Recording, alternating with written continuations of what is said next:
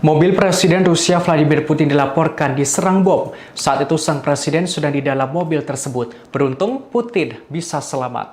Diketahui mobil limousin Putin dilaporkan terkena serangan. Terdengar sebuah ledakan keras di ban kirinya yang kemudian muncul banyak asap yang keluar.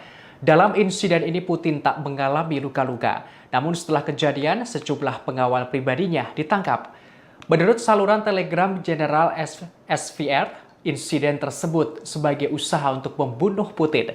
Diungkapkan insiden itu terjadi saat Putin melakukan perjalanan kembali ke kediaman resminya. Saat itu Putin berada di dalam iring-iringan mobil. Iring-iringan itu terdiri dari 5 lapis baja dengan Putin di posisi ketiga. Namun mobil Putin tiba-tiba terdengar ledakan keras dan muncul asap tebal. Meskipun begitu, saluran tersebut tidak memberikan bukti kuat atas tuduhannya dan mengatakan rincian serangan telah dirahasiakan.